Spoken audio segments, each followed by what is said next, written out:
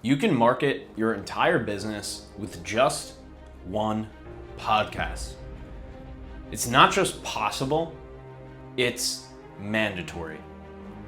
Not because 70% of people listen to podcasts, but because 70% of your prospects and clients already do.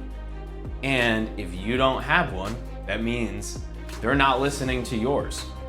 So today, myself, the founder of Podcast Principles, and our general manager, Jack Gallagher, sit down to uncover this system. What we mean is, we're gonna tell you how to get started with or without help. We're gonna show you what it is in terms of how much time it's going to take and the resources required.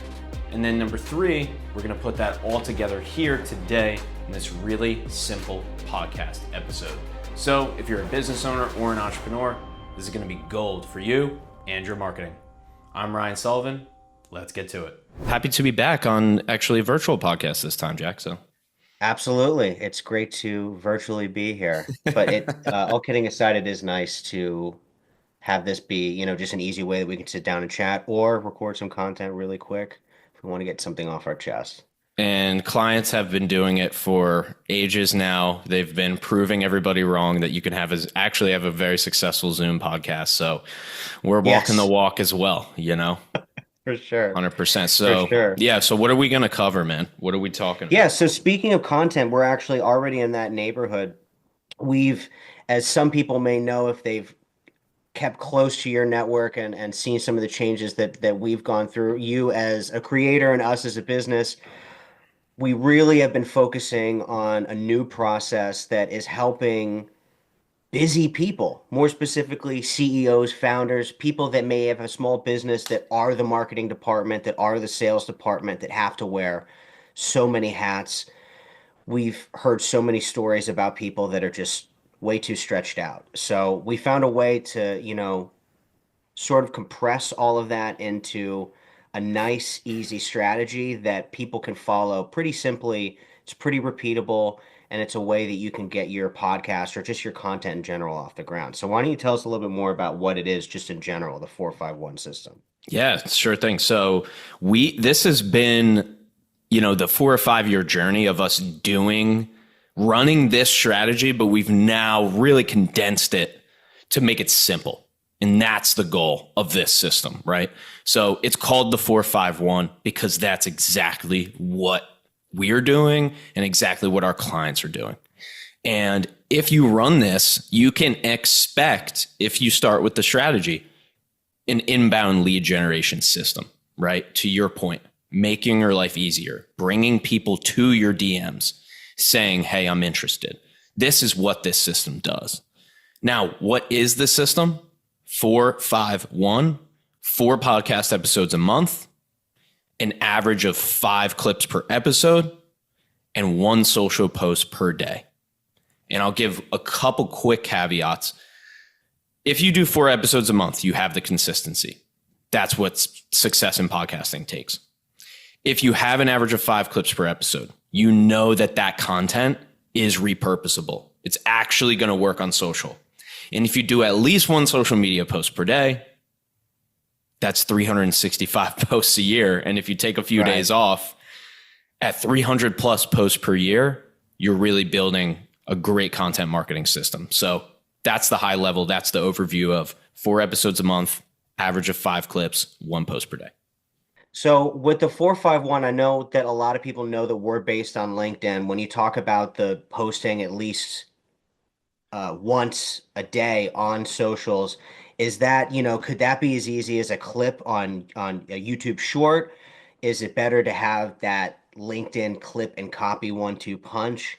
What really is the ideal platform you think to use the 451 on, and where could it work, in general? Yeah. So our system is relying on LinkedIn. So the system has podcasting, meaning audio, YouTube for video, and then LinkedIn for social.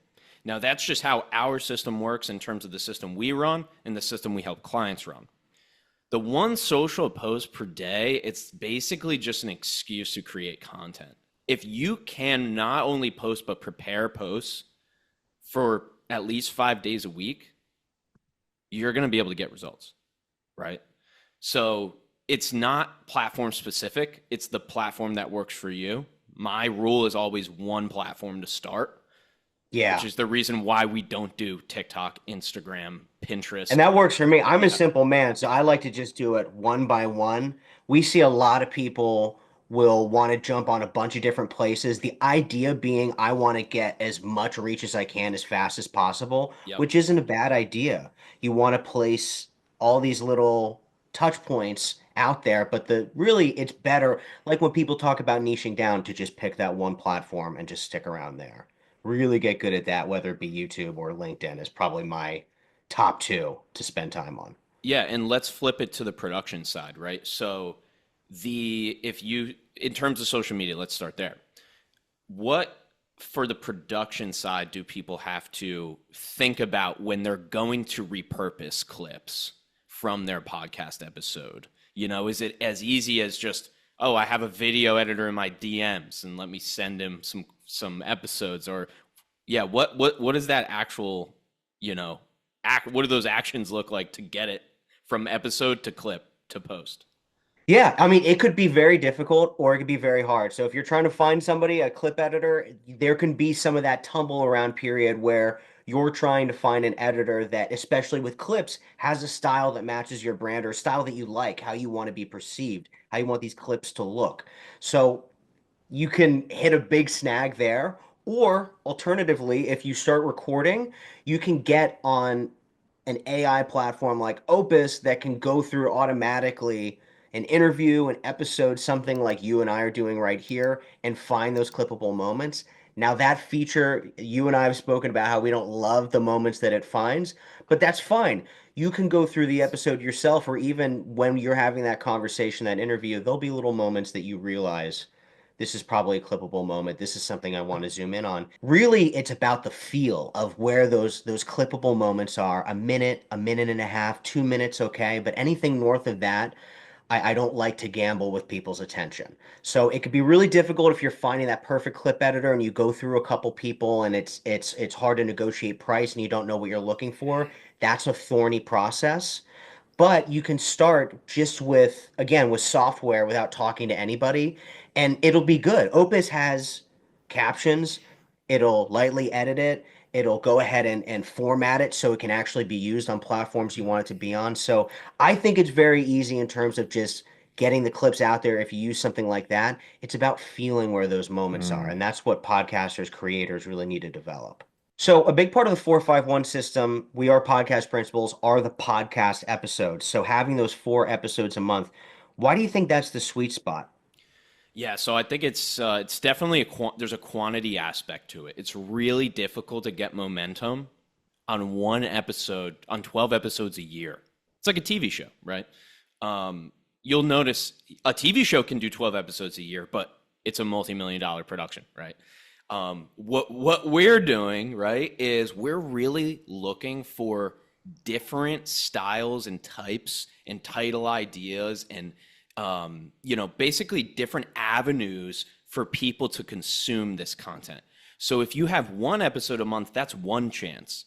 If you have four, then they can self-select and go, oh, out of these four, I'll check back with your podcast, maybe every few weeks. And then when they do check in, they have a few episodes to look through and they can That's a great choose, point. right? And so there's that. Then I won't fully unpack this, but you have the full YouTube side of it.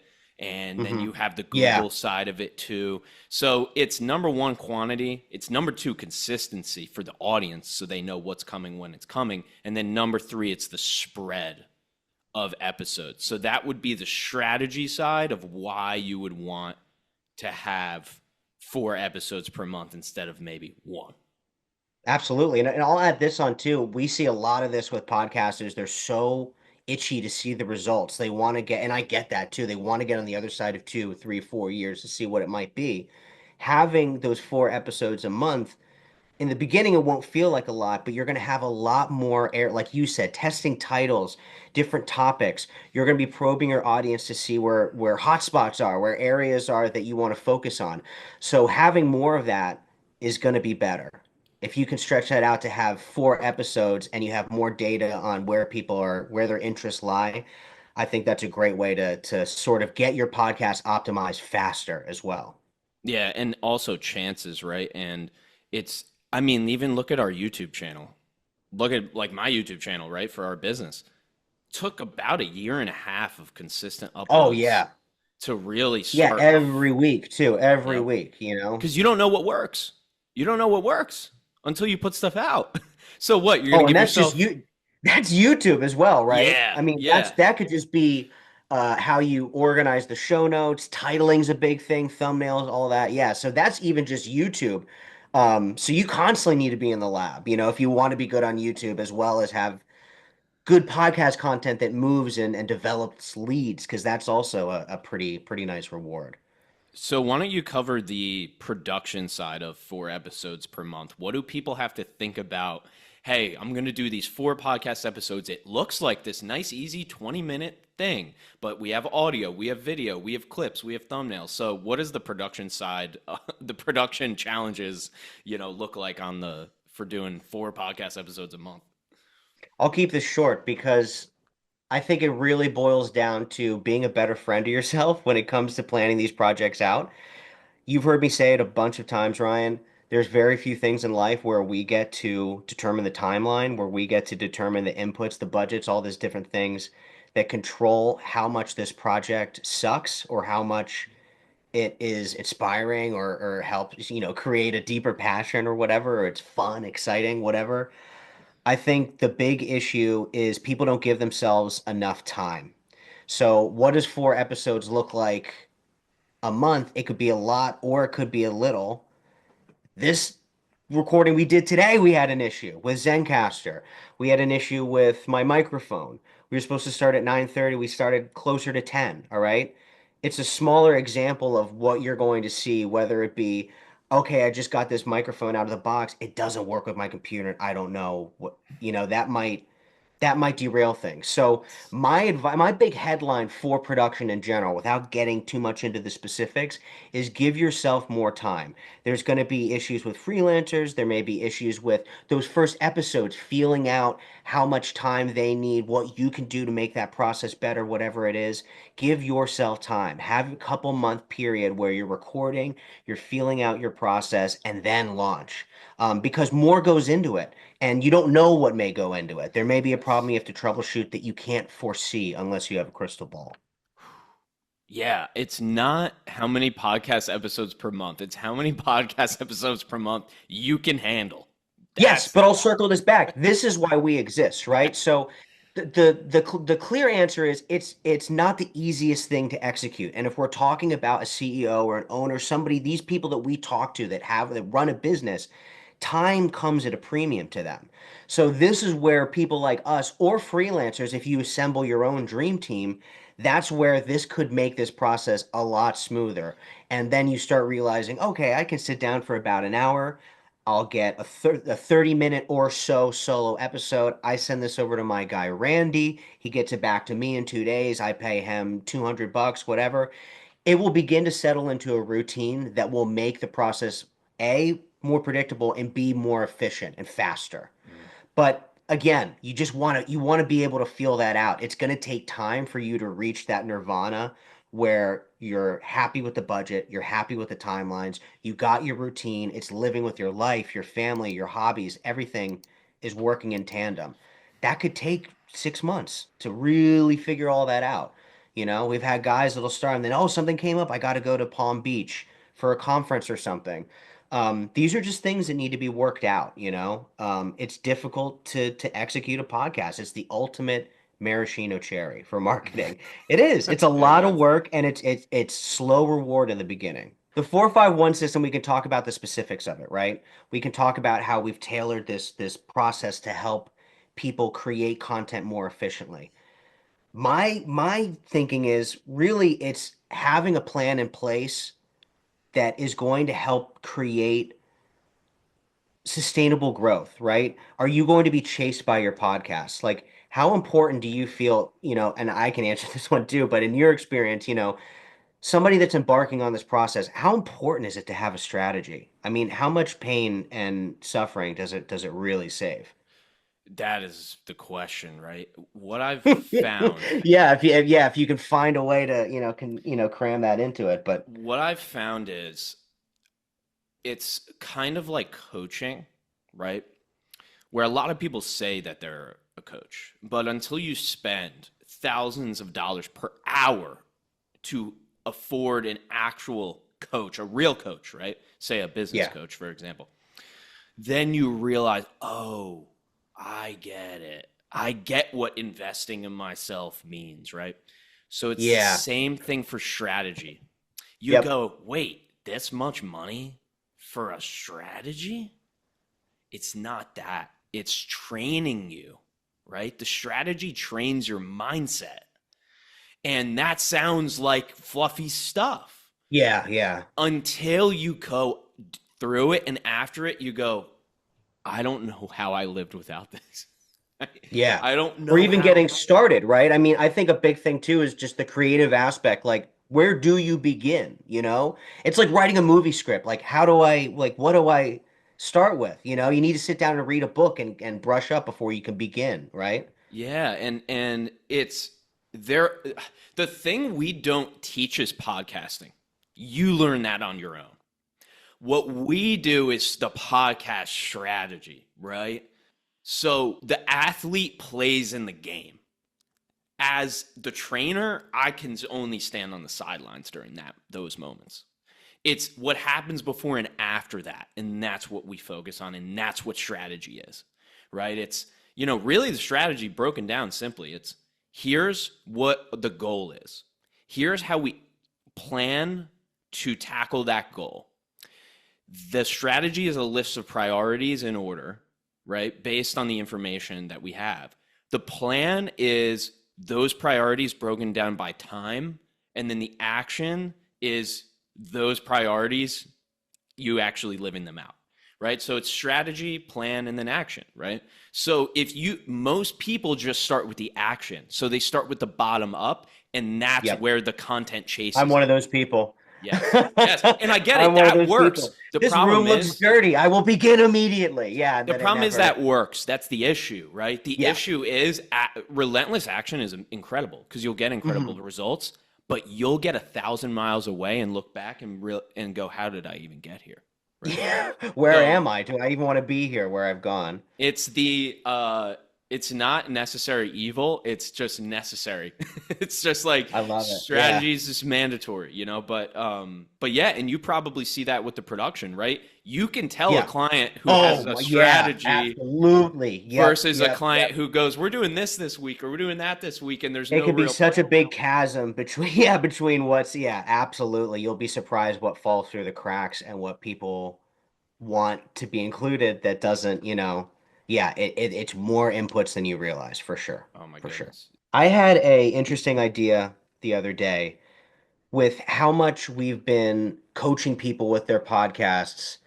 I feel like there's so much interplay between what you do helping people with their LinkedIn approach to marketing, who they're talking to, how they talk, what they talk about, all that good stuff, and the podcast strategy. It feels like they're very, very similar. Do you feel like getting strategy to start and launch a podcast and getting all of that direction for that content can sort of be the same as getting a general direction, a vision for your marketing strategy as well? Do you feel like that, not that you can sub one out for the other, but that they're pretty much almost parallel, right? Yeah, the answer is yes, because the podcast shows you if you have everything else dialed in too. So you can't. I said I went to a conference yesterday, and I said to somebody who asked me something about podcasting, I said, the worst thing you can have is a successful podcast and an unsuccessful business. It's the worst thing Ooh.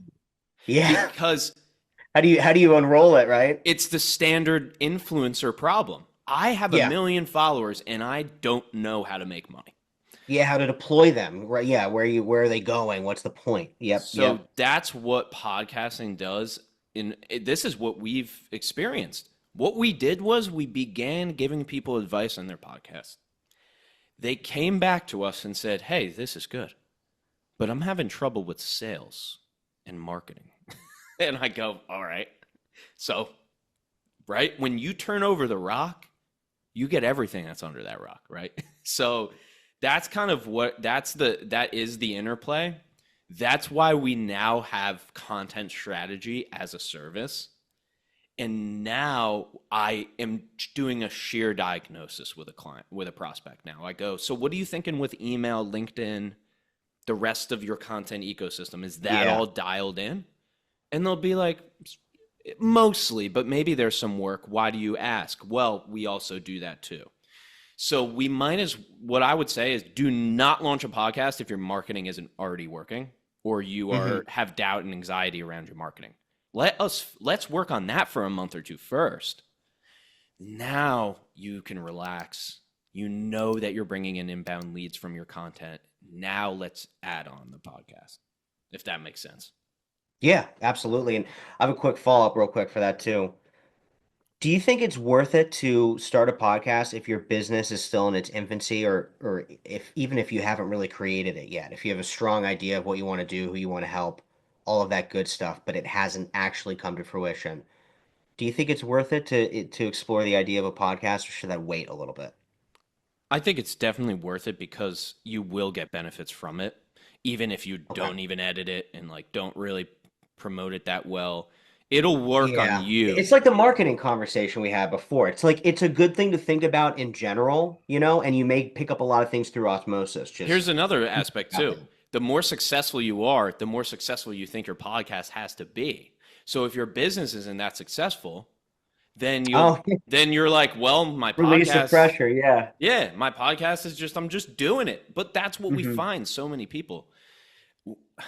We have clients who have podcasts and we don't even talk about that. Like Yeah. we go, hey, you're already doing something that like most people have trouble doing. You keep doing that. Let's focus on your sales and marketing first. And then Mhm. we'll circle back around to the podcast, because by the time we circle back around to it, you'll have those 50 episodes for us to judge by, right? Oh So yeah, yeah.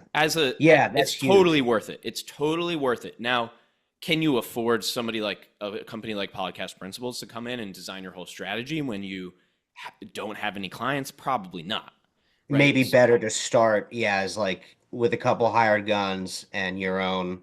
Because again, Yeah. look, there's way more access even than 3 or 4 years ago, I think, with just the tech stack that people have available to them, and it's just not as expensive as it was. We mentioned Opus before for clips.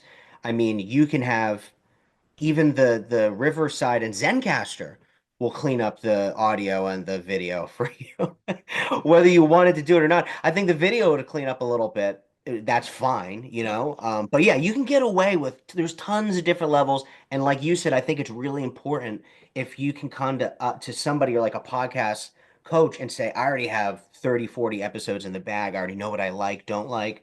I've already seen a little bit of what the market has told me about the content and maybe what my audience has told me. So yeah, um, don't break the bank, but it's if you have the time and the inclination, I think it's a worthwhile, it's worthwhile to get the data at least and to probe the experience. And it's not like we haven't done this, right? You've been literally the pivotal member of Wealth Warehouse, in terms of getting all of their content out there.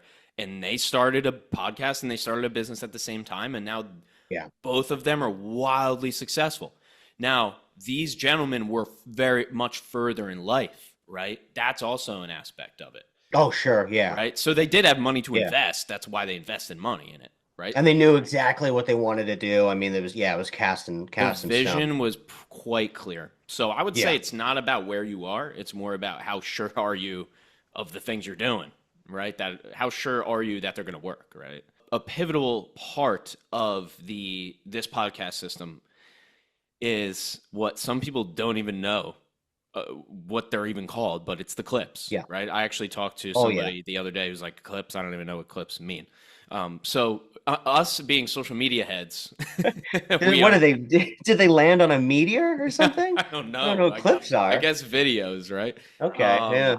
but why are what is up with clips, man? I feel like half of any social media feed is like podcast clips, you know? So why is that? But why is that such an important, like, meaning like, if you leave that out, you can't not leave that out now, maybe versus 4 or 5 years ago when we started. Oh yeah. Um, People's brains, I think, are melting. I do. I think that our brains are melting, and it's going towards a lot shorter duration stuff. And you'll see that too with, I mean, LinkedIn's doing it now. I feel that LinkedIn's doing clips now is the ultimate market signal that short form content is here to stay. LinkedIn is the public library of social media platforms, okay? Yes. Right? Yeah. When they're roller skating around and they're trying, they got the boom button. That's how you know something is, Yeah. it's reached through. So I think clips become such an important factor just from how these platforms operate and they deliver content, because from their end, I can deliver pieces of content and keep giving them fresh stuff, and we're seeing returns in terms of them being on the site longer. So these platforms are pushing it, and then I also think that it's just a genuinely really good way to deliver content. If you're a coach, if you have a business that makes grapple grommets and you need to kind of deliver key pieces of information or a key highlight that can help you cement your authority, having those moments not be buried in an hour-long episode or even a 30 or 20-minute episode is so important. So all of the trend and platform stuff aside, I feel that with podcasting being a long form media, clips are a necessary part for the creator to say, hey, here's some cool moments because I respect your time. And also, here's some cool moments that I want you to focus and look on. So there's a little handshake there where Yeah. the person's going to go to these moments saying, this is set up because these are the most leverage, these are the most high leverage, high value, whatever you want to call it, moments, right? But that's also the best way, like I said before, to export those moments, to export your expertise, those highlights that you really look like a genius, where you can really bring that expertise to bear or that authority. So clips functionally just work really well with podcasts, even if we didn't have YouTube Shorts, even if we didn't have the new LinkedIn clip feed system. I just think that they need to be with a podcast. That's why it's the 451 is the clips are an important part of it, to show people, hey, if you're not going to watch the full episode, at least check this clip out. You'll be so surprised how many viewers are going to that you'll capture just from those little clip moments that may never watch that entire episode or may have never watched your podcast in the first place. And especially LinkedIn, business professionals, people with no time. I know I'm rattling on, but you can also look at uh, different media that you're competing with. This is another thing that I always bring up, whether it be to clients or Ryan. He probably knows what I'm going to say. We are competing in such an insane media environment. Whether if you're just looking at podcasting, if you're a financial advisor, okay, it's crowded in the podcast area. But let's zoom out. What about YouTube blogs about or vlogs, right? About some streamer that somebody follows, or streaming in general, or Netflix, or going to the movies, or HBO Max and watching a movie, or watching a TV series. There's so many other things that people want to do with their free time, and they will choose to do those things over your podcast. You have to make it easy for them to consume those really, really good bits. And the good part is you can pick those, right? So we don't need to despair that, oh no, people are only watching around 3 or 4 minutes of my episode. You get to pick those 3 or 4 minutes, and the hit rate is very high, right? Yep. Because that's what people are doing. They're watching at 3 or 4 minutes a piece. You see that on LinkedIn analytics, right? Yep. Yep. Average watch time. It's like Yeah. 2 minutes? Really? Yeah, people go in and out. That's how they consume stuff. And if you don't have a podcast, right, you didn't start one yet. This sounds crazy. Basically, all of your content can just be clips of your Oh my God. Yeah, podcast, I forgot about this. Yep. right? Which is literally the 451. The Yeah, system yeah. that we sell Client is calls, not a anything. podcast. Yeah, exactly. Yeah, anything. It means you sit down and you're talking about stuff, right? What happened with me and Jack is we sit down and we talk about this stuff anyway. So we said, all right, let's hop on and let's go back and forth and ask each other questions, right? And I'm talking in this We're at 33 minutes right now.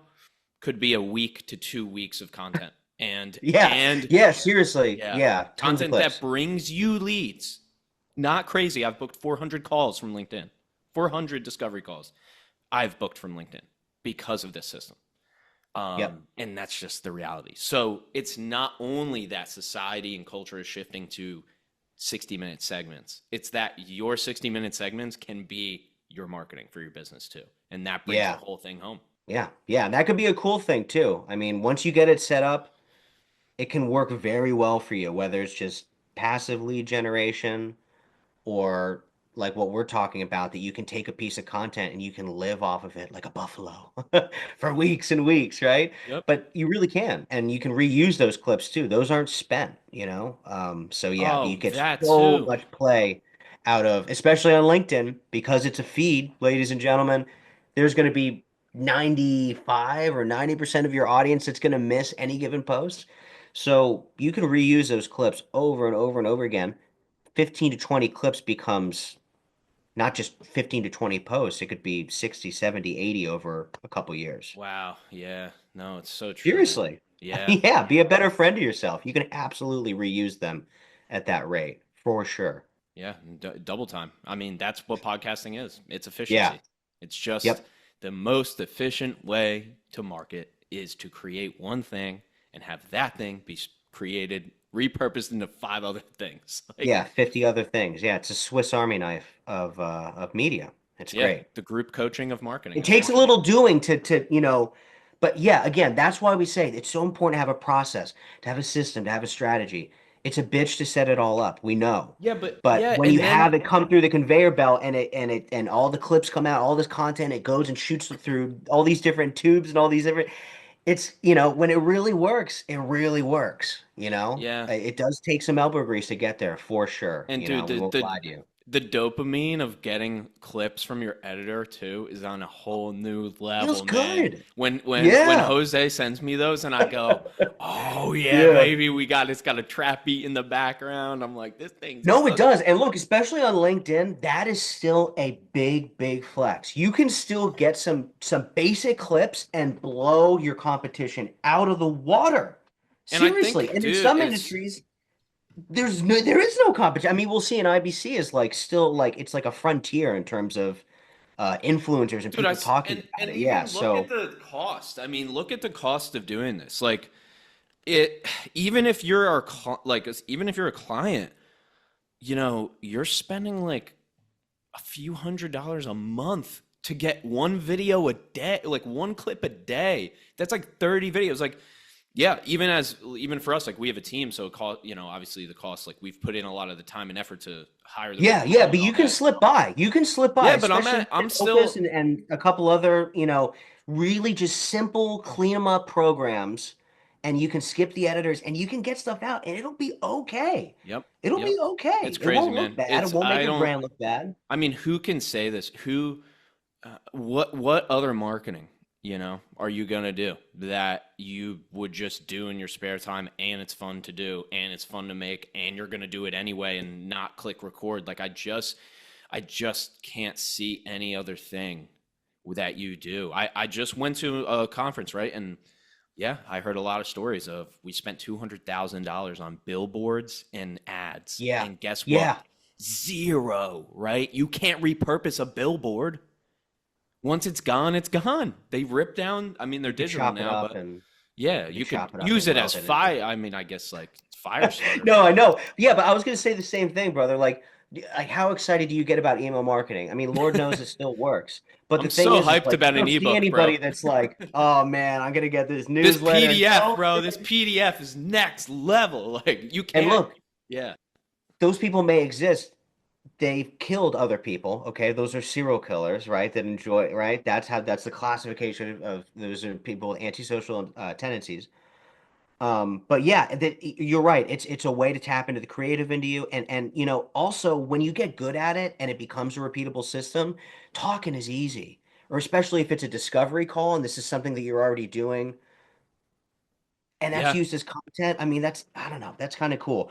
Once you're in the game of like trying to put stuff together and maybe you're being chased by LinkedIn, suddenly the client call and the odd discovery call and the client interview and stuff like that begins to look pretty attractive, to get some variety, to get it off your back. Because again, I don't think LinkedIn posting is something that people feel very inspired by. I don't think it's hell on earth, but I don't think it's something that is like going to a water park. I don't think that that's a very fun activity to do that. And day No. after day. I mean, you can tell people it's just Now, dude, I work enjoy day it. after day. I love it now. I love it Well, now because you're the because king of LinkedIn. yeah, That's no, why no, you like. but I really didn't before. Like, I didn't love it Yeah. like this because now I take record podcast episode.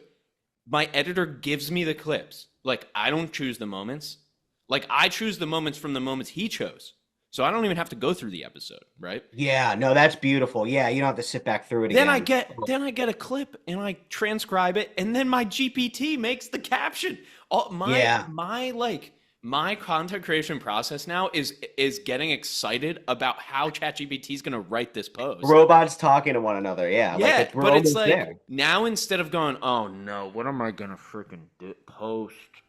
Now I go, oh cool, let's see what GPT is gonna spit me out today. Let's see what weird Yeah. thing it's gonna do that I didn't tell it to do, And Hmm. so now that's the excitement. So it's like, yeah, would you rather sit there and try to write, or would you rather do it this way? And we're already over time, but I mean that's basically the gist.